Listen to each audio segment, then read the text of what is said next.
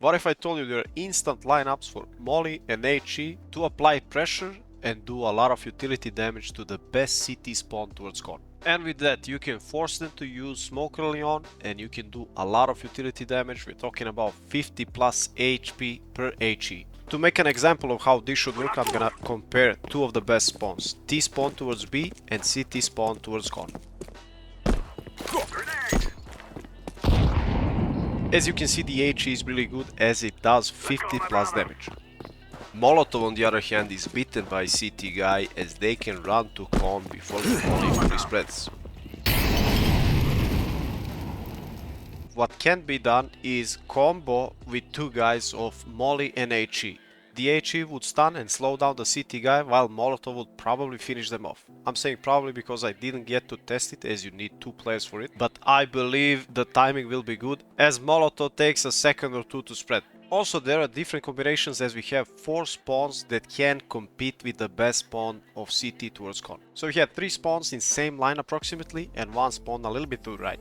Let's talk about the actual nades, and I have to tell you immediately, these nades are really difficult to be thrown, but with practice it can be consistent. And with these nades you can apply a lot of pressure to con guy and also you'll make it easier to your team to take con. Let's use the best spawn towards B as an example of how to throw this Molotov/HE. So the way you line up is you look for this line, you put your crosshair a little bit above if you can notice these brighter spots. You start running, you go beyond this wall, and this is the thing, as soon as you go beyond this wall you need to start lining up. The way you line up is your geometry crosshair expands and you're looking at lower line to line it up with this track which will appear like a little black dot from afar. So you see lower side of your crosshair, it needs to be there. Again.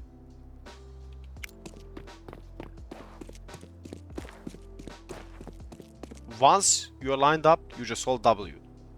You go down the stairs and the question is, when do you jump throw? You jump throw before the middle of your crosshair hits that same black dot. Just a tiny bit before. I'm gonna show it to you again in one motion.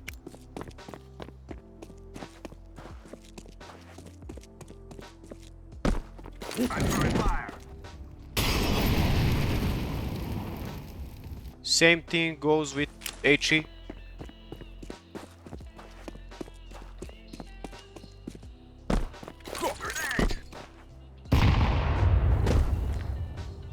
That's basically it. Let's move on to the second spawn. The way you line up for this one. You see these bricks? The first brick to the right, you look for this gap. You put your crosshair like this, you're crouched, you stand up, and the process is basically the same like before for every spawn.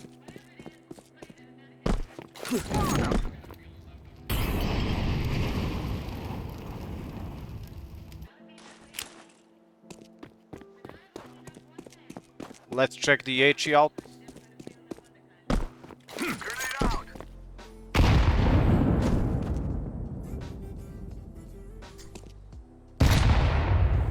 Let's move to the third spawn. So for this one, it's a little bit tricky because you cannot line up based on your crosshair. You need to rely on your view model. The way I do is I look at my thumb and I put it right below this line.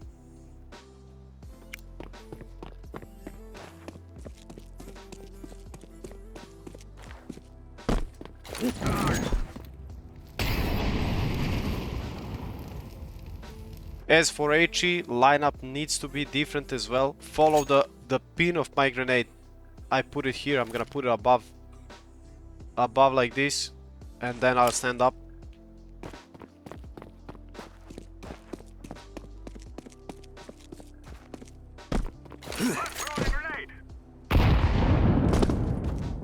Fourth spawn is tough as well. I use my index finger when my molly is pulled out. So pay attention to this corner of window. This is how I put my index finger.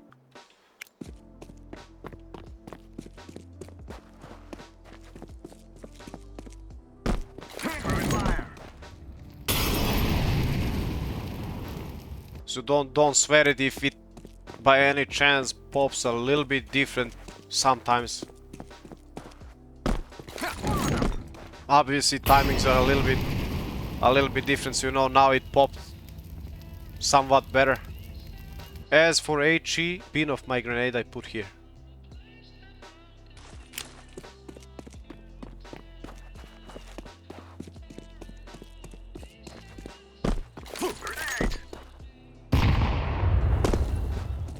It's gonna be interesting to see how this develops, because if you do this properly, the guy with the best pawn can no longer pick on. Same goes for second pawn, but the only difference is if you have one of the best pawns as T, second pawn CT will be late for HE. HE will still do some damage, but it's gonna be less, like 20, which should still be enough to slow them down somewhat, use that molly and do some more utility damage. But still, if CTs do not have the best pawn, they're gonna be having difficult time entering con at all. Or it's going to be with a costly price of using their smoke early on in the round, which in my opinion favors T's a lot more.